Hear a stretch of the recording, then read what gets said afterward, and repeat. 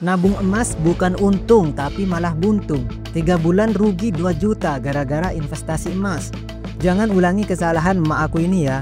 Lah terus kok bisa, gimana ceritanya? Nah sebelum lanjut jangan lupa di subscribe dulu ya, terima kasih. Nah kita lanjut. Pada tahun 2015 dulu, tepatnya bulan Februari, emak aku itu memutuskan untuk menabung emas. Niat awalnya dia itu cuma mau nabung 5 gram saja, karena uang yang tersimpan dan betul-betul uang dingin cuma cukup beli 5 gram saja. Nah pas lihat daftar price list harga emasnya, loh kok makin besar gramasinya, harganya kok makin murah gitu ya.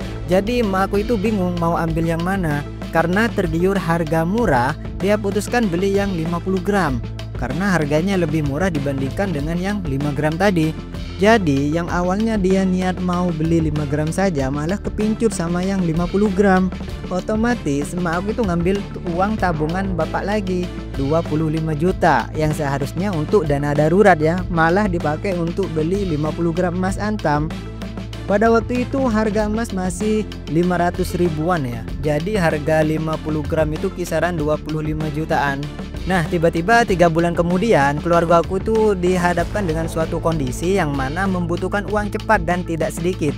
Jadi satu-satunya jalan keluar yang ya jual emas itu ya 50 gram itu tadi. Nah pas dijual ternyata cuma dapat 23 jutaan. Jadi rugi dong, rugi 2 juta dalam waktu 3 bulan aja ya. Sejak itulah emak aku itu kapok nabung emas, bukannya untung tapi malah rugi. Nah inilah akibatnya kurangnya edukasi. Emak aku itu nabung emas cuma gara-gara latah dan ikut-ikutan gaya-gayaan nabung emas tanpa ada tujuan yang pasti. Coba seandainya waktu itu emak aku tuh slow aja nabung sesuai rencana awal. Ya kalau dijual sekarang tahun 2025 ini emas dengan berat 50 gram tadi bisa dapat uang sekitar 97 jutaan lah.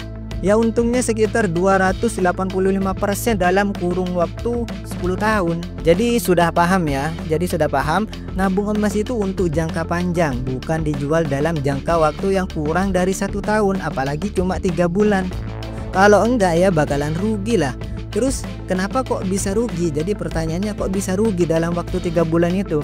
Jadi salah satu alasannya adalah spread. Nah apa itu spread? Nih saya jelasin ya di video ini. Spread adalah selisih antara harga pada saat beli dan harga pada saat jual yang ditetapkan oleh perusahaan atau pedagang untuk menutupi resiko dan biaya operasional. Harga jual biasanya lebih tinggi dibandingkan dengan harga beli. Karena spread ini merupakan biaya yang dibebankan pembeli dan penjual untuk menukar aset dengan satu sama yang lain. Penjual emas seperti antam perlu menanggung berbagai biaya operasional, termasuk biaya produksi, gaji karyawan, sewa outlet, promosi, dan lain-lain. Biaya-biaya ini kemudian diakumulasikan ke dalam harga jual tadi, sehingga harga jual lebih tinggi dari harga beli atau yang biasa disebut dengan buyback. Sedangkan nilai spread ini berbeda-beda di setiap toko emas, tergantung toko emasnya ya. Contohnya ini nih, kalau kalian masih belum paham. Jadi pada saat kalian beli emas misal 1 gram, maka kalian dikenakan harga beli ini yaitu 1.950.000 per gramnya. Ini harga terupdate hari ini ya, di bulan April ini 2025. Nah sedangkan saat kalian mau jual, kalian akan dikenakan harga jual dengan harga 1.860.000 per gramnya. Nah ini kan ada selisih kan, ada perbedaan. Nah selisih antara keduanya inilah yang dinamakan spread. Jadi spreadnya senilai 90.000 per gramnya.